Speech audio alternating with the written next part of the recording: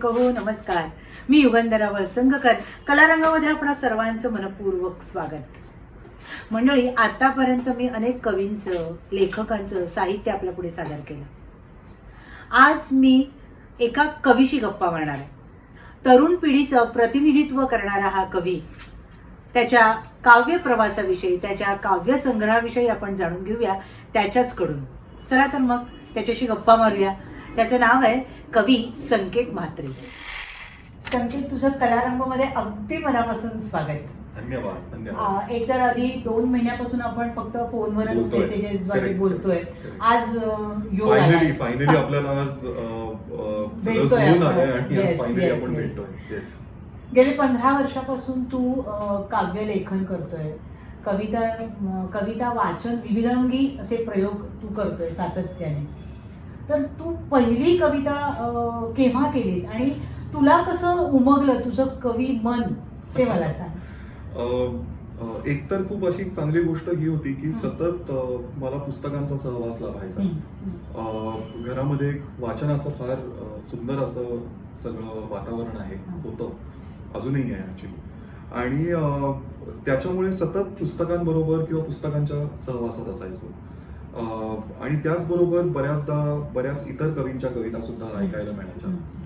आणि खरं तर असा तो एक क्षण आपल्याला सांगता येणार नाही की जेव्हा आपण कविता लिहायला लागलो, पण बऱ्याच गोष्टी एकत्र घडतात आणि तुम्हाला असं वाटतं की अरे हे केवळ आपण कवितेतून लिहू शकतो किंवा कवितेतून काहीतरी बोलू शकतो. आणि तो क्षण माझ्यासाठी आला ज्या वेळेला मी 7वीत होतो.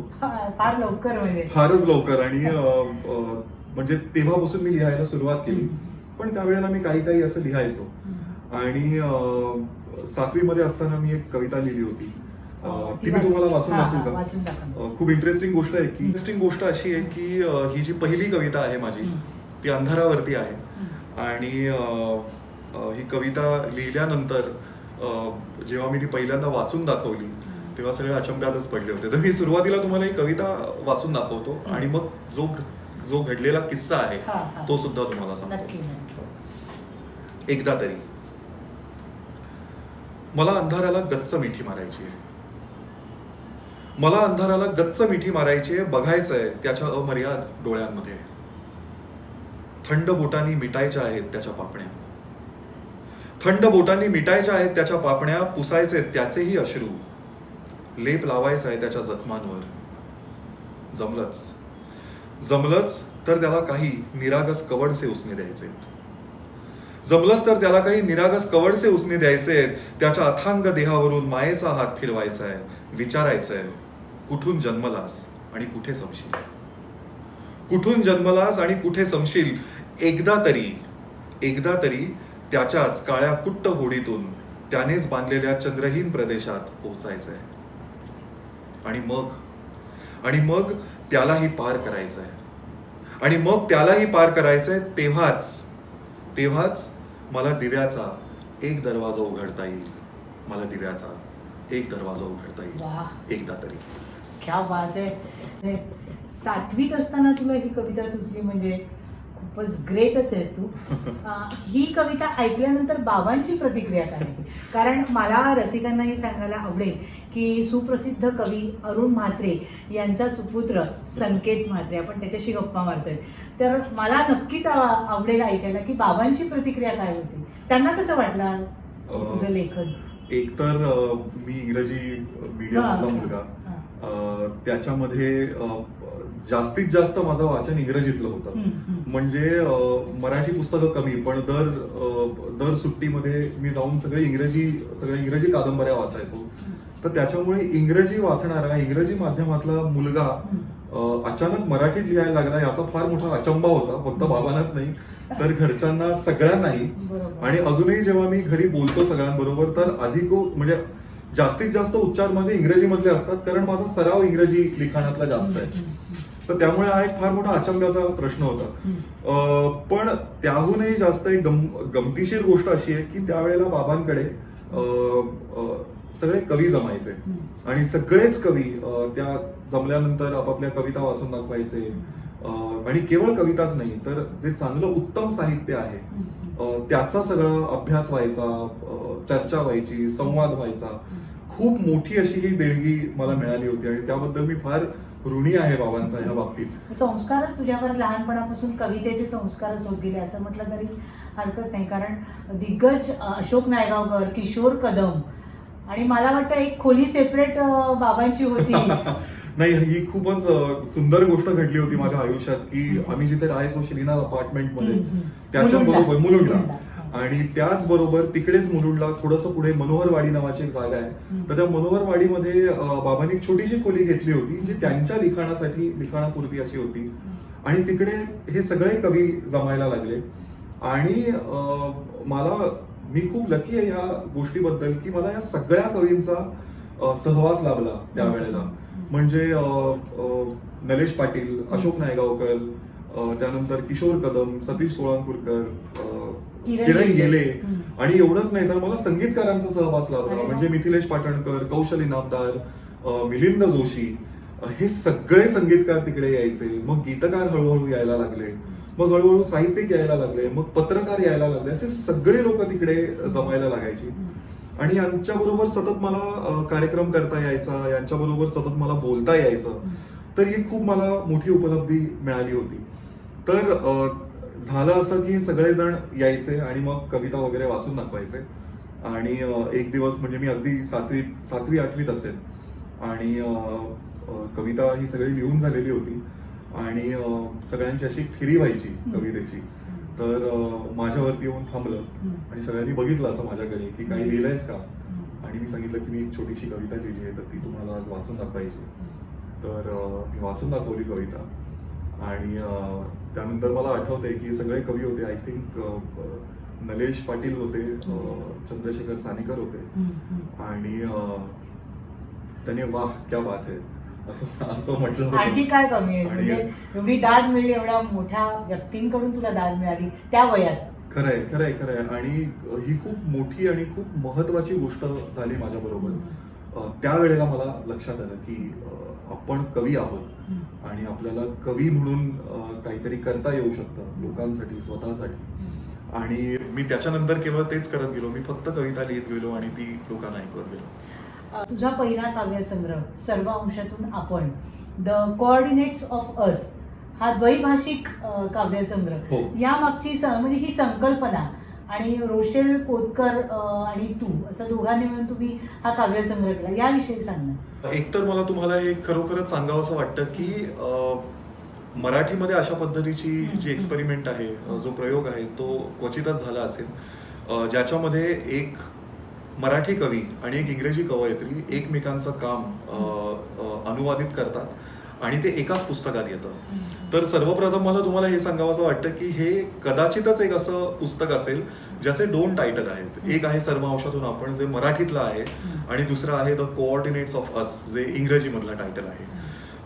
ह्याची संकल्पना अशी आहे की मी रोशेलच्या काही इंग्रजी कवितांचा मराठी अनुवाद केलेला आहे आणि रोशेलनी माझ्या मराठी कवितांचा इंग्रजी अनुवाद केलेला आहे. तर खरं तर हे दोघांसाठी फार पहिली झालेली गोष्ट आहे. एकतर मी कवी म्हणून माझा हा पहिला संग्रह आहे, पण त्याचबरोबर अनुवादक म्हणून सुद्धा माझा पहिला संग्रह आहे आणि रोशेलचा हा अनुवादक म्हणून पहिला संग्रह आहे.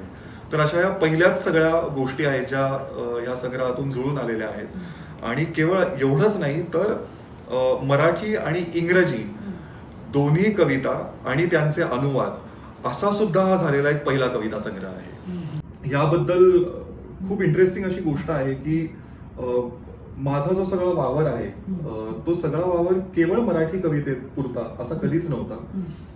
खरं तर जेव्हापासून माझ्या लक्षात आलं की मी कवी आहे आणि मला कविता लिहायला हवी, तेव्हा माझ्या ही सुद्धा गोष्ट लक्षात आली की मराठी कविता फार सीमित राहते. म्हणजे मराठी कविता केवळ मराठी लोकांपुरती, हिंदी कविता केवळ हिंदी भाषिकांपुरती, इंग्रजी कविता केवळ इंग्रजी भाषिकांपुरती, अशी सगळी कविता नावाची गोष्ट फार मर्यादित झालेली आहे आणि भाषेपुरती मर्यादित झालेली आहे. तर हे माझ्या लक्षात आलं आणि मी जे बहुभाषिक कवी आहेत त्यांच्याबरोबर मी जास्तीत जास्त वावरायला लागलो. तर मी क्रॉसओव्हर पोएम्स नावाचा एक कार्यक्रम सुरू केला या सगळ्या संकल्पनेतून, ज्याच्यामध्ये मी बहुभाषिक कवितांचा कार्यक्रम करायचो. तर याचा फॉर्मॅट असा होता की मी इंग्रजी, मराठी, हिंदी आणि उर्दू असे चारही भाषेतले कवी एका मंचावरती आणायचो आणि मी त्या कार्यक्रमाचं सगळं सूत्रसंचालन करायचो, आयोजन करायचो आणि मी असे कार्यक्रम करायला सुरुवात केली. त्यावेळेला माझ्या लक्षात आलं की मराठी कवितेचा ऑडियन्स खूप चांगला आहे, फक्त त्यांना माहित नाही की मराठी कविता अशा पद्धतीने सुद्धा लिहिली जाते. इंग्रजी कवितेचा ऑडियन्स सुद्धा असा आहे, हिंदी कवितेचा ऑडियन्स सुद्धा असा आहे. तर ह्या सगळ्या इंटरेस्टिंग गोष्टी माझ्या बरोबर होत होत्या आणि ह्या सगळ्या काव्य वाचनाच्या ह्या सगळ्या जो काही सगळा घाट घातला होता त्याच्यामध्ये मला रोशेल पोतकर भेटली, जी इंग्रजी कवयित्री होती. आणि रोशेल पोतकरचं नाव बऱ्यापैकी चर्चेत असतं कारण ती फार सुंदर तिची इंग्रजी कविता असते. आत्ता तिचा कथासंग्रह आलेला आहे, आता ती कादंबरीवरती काम करते. तर असं बरंच प्रचंड तिचं लेखन आहे. तर मी रोशेलला तिच्या घरी गेलो होतो भेटायला आणि मी खरं तर सहज तिच्या घरी गेलो होतो की सध्या काय चालू आहे, काय लिहितेस आणि काय सगळं आहे. आणि बोलता बोलता मी तिला ही संकल्पना सांगितली की मला असं वाटतं की मराठी कविता फार सीमित आहे, फार मर्यादित झाली आहे आणि तीच गोष्ट इंग्रजी कवितेबद्दल सुद्धा आहे. तर आपल्याला ह्याविषयी काय करता येईल. आणि तिने सांगितलं की आपण असं का नाही करत, आपण आपल्या कवितांपासून सुरुवात का नाही करत, आपण आपल्या कवितांचा अनुवाद का नाही करत. तर तू माझ्या काही कविता घे आणि तू त्यांचा मराठीमध्ये अनुवाद कर आणि मी तुझ्या काही कविता घेते, मी त्याचा इंग्रजीमध्ये अनुवाद करते. आणि जर का आपल्याला या भाषेच्या सीमा जर का लांघायच्या असतील, जर का पार करायच्या असतील तर आपण आपल्या कवितांपासून सुरुवात करूया. आणि असं करून तिच्या 40 कवितांचा मी अनुवाद केला. तिने माझ्या काहीतरी 40-42 कवितांचा अनुवाद तिने केलेला आहे. आणि आमच्या लक्षात आलं की आपल्या हातामध्ये हे पुस्तक आलेलं आहे. सर्व अंशातून आपण द कोऑर्डिनेट्स ऑफ अस. आणि ह्याची गोष्ट आहे या कविता संग्रहामागची, ती अशी आहे की ह्या कविता संग्रहाला लिहायला आम्हाला 2.5 वर्ष लागली. आणि मला असं वाटतं तेव्हा रोशेल दुबईमध्ये होती. तर एवढंच नाही तर रोशेल जनरली दुबईमध्ये असते, ती अधूनमधून इकडे येते, परत दुबईला जाते. तर सगळं आम्ही कविता संग्रह लिहायला लागलो. मग पॅन्डेमिक आलं मध्ये, तर त्याच्यामुळे आम्हाला फारसं नीट भेटता पण यायचं नाही किंवा चर्चा नव्हती करता येत. तर त्यावेळेला आम्ही मग दुबईवरून कोऑर्डिनेट करायचो सगळं आणि ते कोऑर्डिनेट करायचो म्हणून कविता संग्रहाचं नाव द कोऑर्डिनेट्स ऑफ अस असं आहे. आणि फार सुंदर त्याचं मराठी अनुवादित टायटल आहे, सर्व अंशातून आपण. कारण मला असं वाटतं म्हणजे या टायटल मागची गोष्ट अशी आहे. हे पुस्तक मिळतं सगळीकडे. हो, हे पुस्तक अमेझॉन वरती आहे आणि तुम्ही अमेझॉन वरती कधी गेलात तर तुम्हाला नक्की हे मिळेल. ह्याचा जो वितरक आहे त्यांचं नाव आहे पुस्तकवाला. आणि पुस्तकवालाला जर का तुम्ही कोऑर्डिनेट केलं पुस्तकवाल्याबरोबर तर ते सुद्धा तुम्हाला पुण्यावरून पुस्तक पाठवतील. किस्सा सांगत होतास. येस, तर आम्ही एकमेकांबरोबर सतत चर्चेत राहायचो आणि आम्ही बोलत असायचो एकमेकांबरोबर आणि आमच्या कविता शेअर करायचो, त्याचा अनुवाद शेअर करायचो, त्यावरती खूप चर्चा करायचो. आणि त्या सगळ्या विचार मंथनातून, त्या सगळ्या गप्पांमधून, संवादांमधून एक सकस अशी कलाकृती आमच्या समोर आली. आणि जरी पॅन्डेमिक असलं किंवा बरेच सगळे जे प्रॉब्लेम्स होते, अडथळे होते, त्यांना पार करत शेवटी सर्व अंशातून आपण लोकांपर्यंत आलो. तू कवितेबरोबरच मालिकांसाठी शीर्षक गीत लिहिली. हो. तर शीर्षक गीत लिहितानाचा अनुभव आणि कविता ह्याच्यामध्ये काय फरक कसा आहे? हे खूप महत्वाचं. आधी मला प्रेक्षकांनाही सांगायला आवडेल की राधा ही बावरी ही मालिका, या मालिकेचं शीर्षक गीत, तसेच भाग्यलक्ष्मी आणि धर्मकन्या या मालिकांचं शीर्षक गीतही संकेतने लिहिलंय. तेव्हा खरोखर तुझं कौतुक आहे. पुन्हा खरं तर मला सांगावं असं वाटतं की जर का खरंच कोणी मला गाईड केलं असेल तर तो म्हणजे वीरेंद्र प्रधान, ज्याने या सगळ्या मालिकांचं दिग्दर्शन केलेलं आहे. खरं तर ह्या मुलाखतीद्वारे मला खरंच त्याचे आभार मानावेसे वाटतात की माझ्यातला जो गीतकार आहे तो वीरेंद्रमुळे खूप जास्त प्रगल्भित झाला. खरं तर व्हायचं असं की मी वीरेंद्रला माझ्या सगळ्या कविता वाचून दाखवायचो आणि तो सतत मला म्हणायचा की तुझ्या कवितांमधला जो स्वर आहे तो खूप असा पेसिमिस्टिक आहे, तर तुला पॉझिटिव्ह का नाही लिहावं असं वाटत काही. आणि मी म्हणालो की मी असं कधी ट्राय केलेलं नाहीये. आणि मला आठवतंय की मी महाडला एका कार्यक्रमासाठी जात होतो, कवितांचाच कार्यक्रम होता आणि त्याच्यासाठी जात होतो. तेव्हा मला वीरेंद्रनी फोन केला आणि त्याने सांगितलं की मी एक नवीन सिरियल करतोय, त्याचं नाव आहे भाग्यलक्ष्मी आणि त्याचं टायटल सॉन्ग नाही पण त्याच्यासाठी मला एक गाणं हवंय. तर ते गाणं तू लिहावंस असं मला वाटतं. आणि त्याच्या आधी मला गाणं लिहायचा कुठलाही एक्सपिरियन्स नव्हता. मला माहित नव्हतं की गाणी कशी लिहिली जातात. तर झालं असं की मी त्या महाडला जायच्या रस्त्यावरती मध्येच थांबलो आणि पेपर पेन होतं आणि रात्रीचे काहीतरी 8 वाजले होते आणि दुसऱ्या दिवशी सकाळी 8चं रेकॉर्डिंग होतं.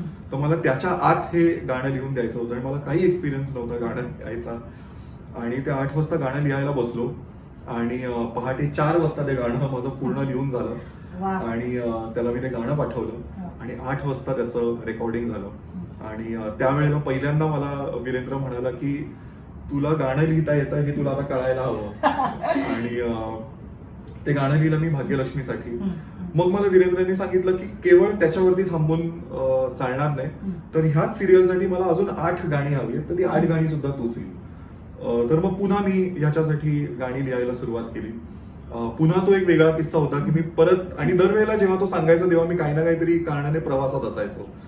मी पुण्याला चाललो होतो, परत त्याचा फोन आला, परत त्याने सांगितलं 8 गाणी हवी आहेत आणि एका रात्रीत बसून मी बाकीची 8 गाणी लिहिली होती. म्हणजे प्रवास आणि गाणं लेखन, कविता लेखन. खरंय. आणि ते झालं आणि त्याच्यानंतर मी त्याला बरीच गाणी लिहून द्यायला लागलो, कारण मला याची चटक लागली. आता मला आवडायला लागलं की मी गाणी लिहितोय आणि हे सगळं करतोय.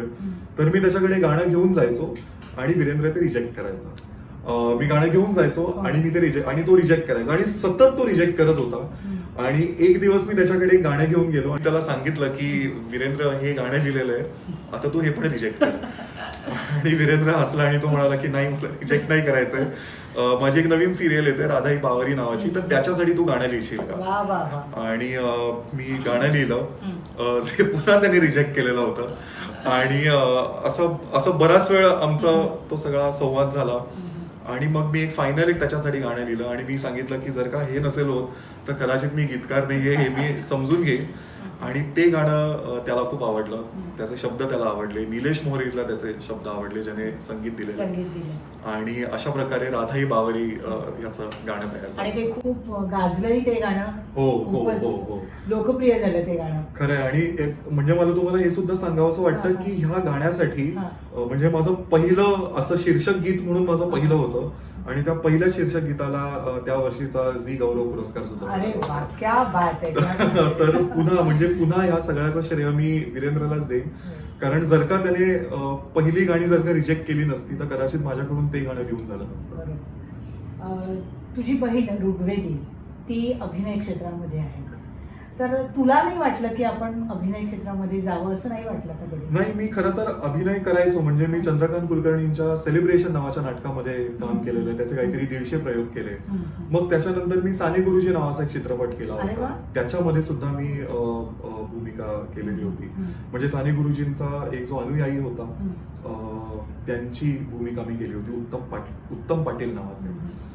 तर नाटक, सिनेमा हे सगळं माझं चालू होतं, पण मला सतत असं वाटायचं की काहीतरी आपल्यामध्ये आहे जे ह्या नाटक आणि सिनेमा पलीकडे आहे. आणि त्याचं उत्तर पुन्हा मला कवितेतूनच मिळालं. आणि म्हणजे मी हे सगळं करत असायचो, पण जेव्हा मी कविता लिहायचो किंवा जेव्हा मी काहीतरी लिहायचो तेव्हा जी मला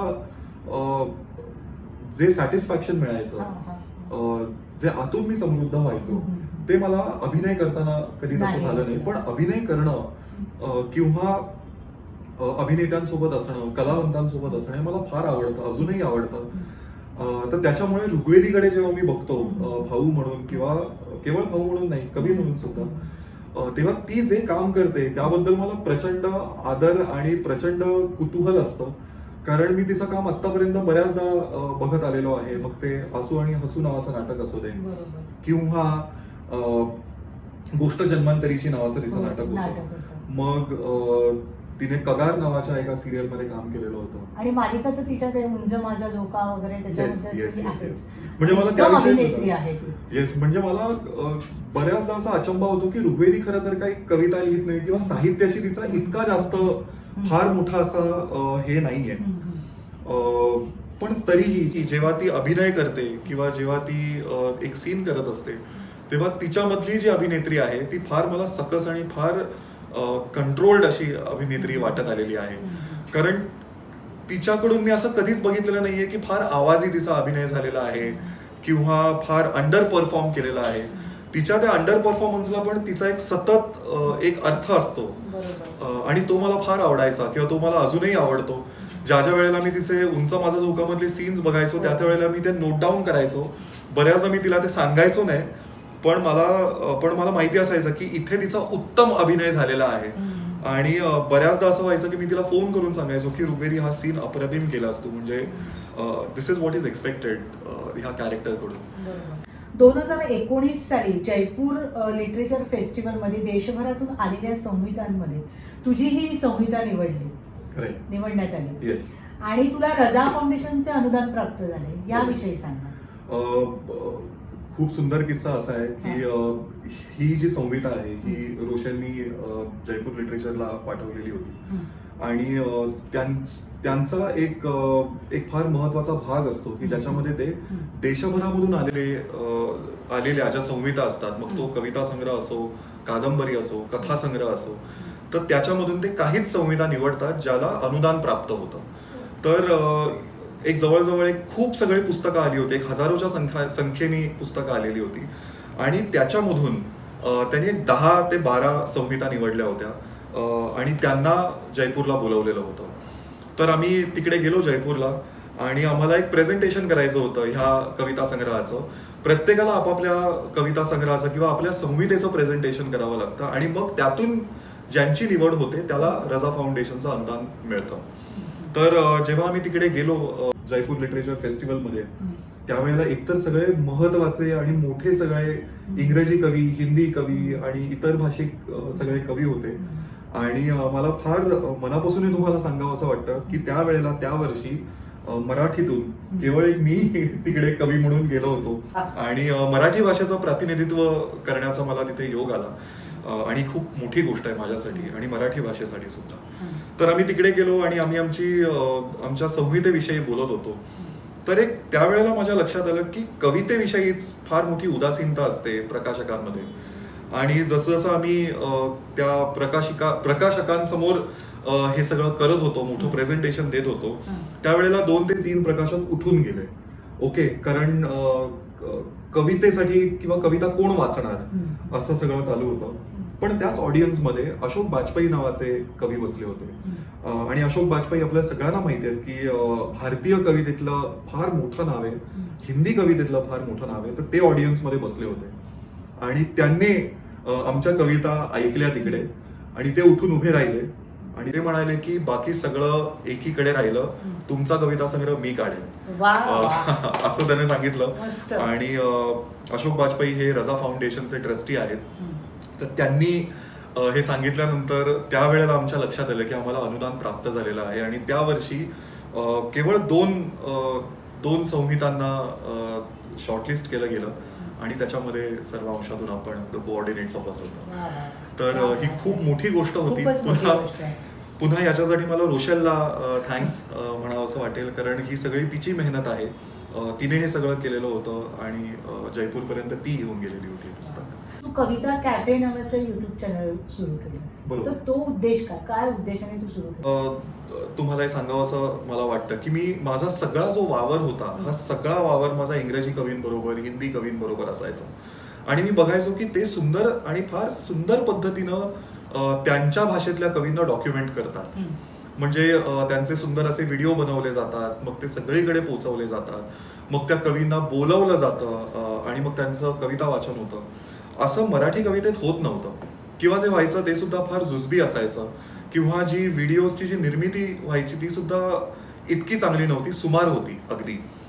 तर माझी अशी इच्छा होती की मराठी कवितेचं सुद्धा डॉक्युमेंटेशन व्हावं, मराठी कवितेला सुद्धा लोकांनी फार सुंदर पद्धतीनं बघावं, त्याचा लाभ घ्यावा. आणि माझ्या पिढीतली जे कवी आहेत, जे माझ्या पिढीतले कवी आहेत, माझ्या आधीचे जे कवी आहेत, त्यांचं काम कुठेतरी एका फार सुंदर पद्धतीनं घडावं आणि लोकांपर्यंत पोहोचावं, ही सगळी संकल्पना होती. ही संकल्पना माझा शाळेपासूनचा एक मित्र आहे प्रणव पाठक, त्याला मी सांगितली.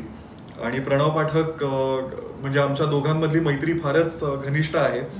पण प्रणव हा अदरवाईज रिअल इस्टेट मधला माणूस आहे आणि त्याला काही फारसं कवितेतलं कळत नव्हतं किंवा कळत नाही.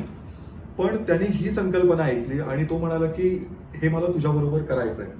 आणि प्रणवनी याची अख्खी सगळी निर्मिती सांभाळली, अर्थव्यवस्था सांभाळली आणि तिथून कविता कॅफे नावाचा एक चॅनल जन्माला आला, ज्याच्यामध्ये आम्ही मराठी कविता, नवोदित मराठी कविता ही आहे, ह्याचं आम्ही प्रॉपर शूट केलेलं आहे. आणि हा पहिला असा मराठी चॅनल आहे ज्याची निर्मिती चित्रपटासारखी केलेली आहे. म्हणजे अख्ख्या सगळ्या चॅनलमध्ये किंवा व्हिडिओ शूट करताना आम्ही ड्रोन वापरले आहेत. आम्ही पालघर सारख्या ठिकाणी जाऊन आउटडोअर मध्ये सगळं शूट केलेलं आहे. अरुण म्हात्रे कविता केवळ तुम्हाला दिसत नाही तर ती तुम्हाला जगता येते, कारण त्याचं शूटिंग त्या पद्धतीनं झालेलं आहे. आणि केवळ अरुण म्हात्रेच नाही तर तुकाराम धांडे नावाचा एक निसर्ग कवी आहे, त्याची कविता आहे. अशोक नायगावकर सामाजिक कवी आहे, विचारवंत आहे, त्यांची कविता आहे. चंद्रशेखर सानेकर गझलकार आहे, तर त्याची गझल अशी पहिल्यांदा शूट झालेली आहे.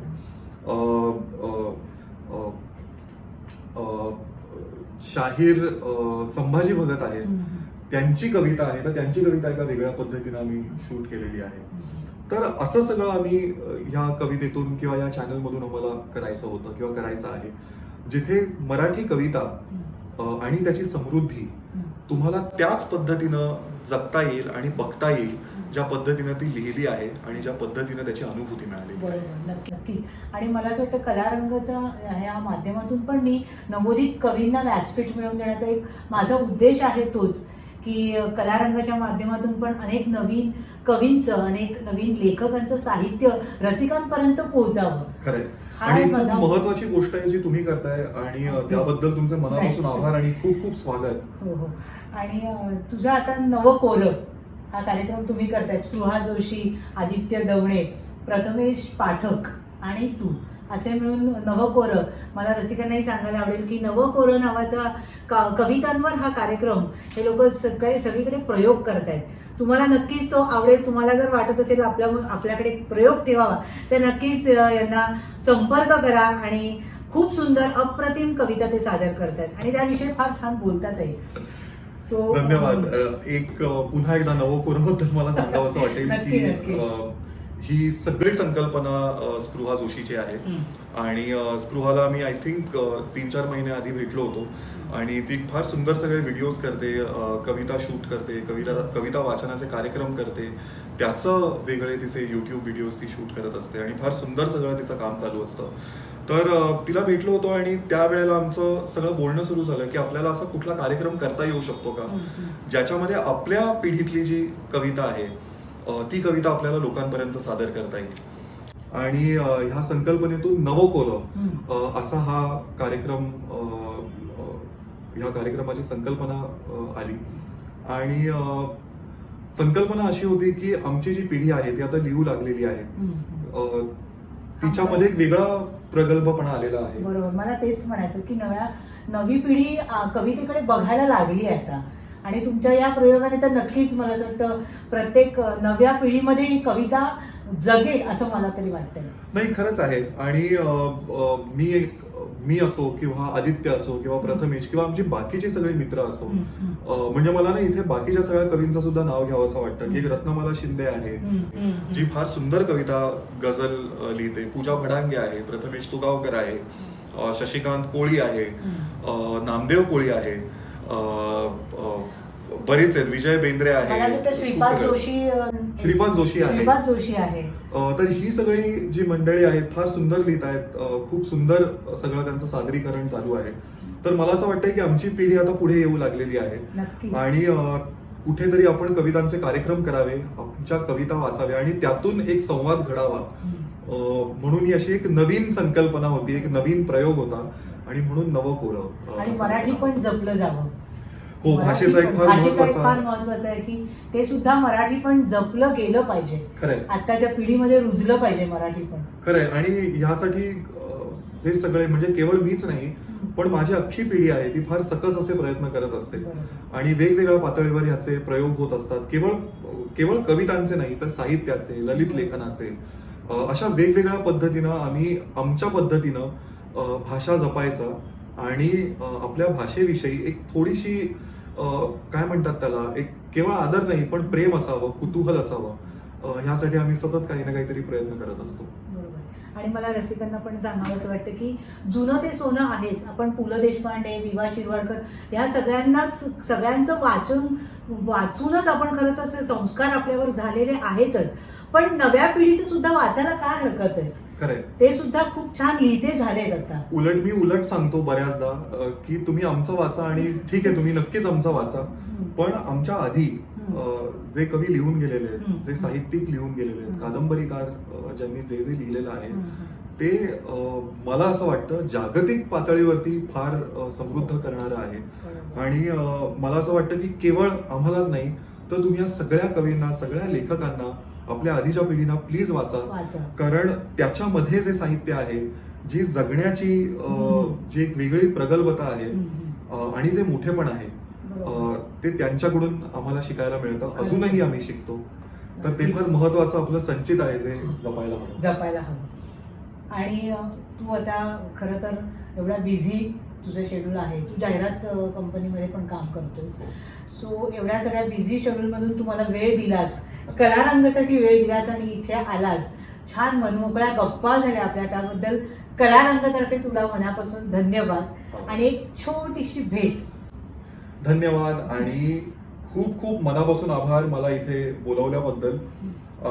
एकतर मला हे सांगावं असं वाटतं की ही जी जागा आहे आणि हे जे घर आहे इतकं सुंदर आहे की इथे आल्यानंतर खरं तर मला असं वाटायला लागलं की मला सुद्धा इथेच येऊन शूट करायला हवं. इतकं सुंदर आणि सुरेख तुमचं घर आहे आणि त्याच्यामध्ये तुम्ही फार सुंदर असा हा प्रयोग करताय कलारंगातर्फे, जिथे तुम्ही सगळ्या नवोदित कवींना बोलवताय, नवोदित साहित्यिकांना बोलवताय, कलावंतांना बोलवताय आणि त्यांची मुलाखत घेताय, त्यांना बोलता करताय, त्यांचं साहित्य लोकांसमोर आणताय. आणि ही पुन्हा तुमच्याच पिढीची पुण्याई आहे की आम्हाला पुढे जाता येईल आणि पुढे आम्हाला लोकांबरोबर संवाद साधता येईल. नक्कीच. तर फार फार धन्यवाद तुमचे. आता मंडळी, मी या कार्यक्रमाची सांगता संकेतनेच लिहिलेल्या एका कविता वाचनाने करते. तू भेटत नाहीस म्हणून कविता लिहितोय. तू ज्या दिवशी भेटशील त्या दिवशी मीच होऊन जाईन कविता. तू मला वाचत राहावंस म्हणून कागदावरती मिटून जाण्यासाठी एवढं कारण पुरेसं आहे. कागदावरती मिटून जाण्यासाठी एवढं कारण पुरेसं आहे. खरं तर माझ्या कविता कुणीतरी इतरांनी किंवा दुसऱ्यांनी वाचल्यानंतर जो आनंद मिळतो तो सुद्धा फार सुंदर आहे. त्याबद्दल सुद्धा आपले फार फार मनापासून आभार. धन्यवाद. मंडळी, कसा वाटला आजचा कार्यक्रम? आवडला तर नक्की लाईक करा, शेअर करा, कमेंट करा आणि माझं चॅनल सबस्क्राईब करा. पुन्हा भेटूया पुढच्या भागात नवीन साहित्यासह. पाहत रहा कलारंग. धन्यवाद.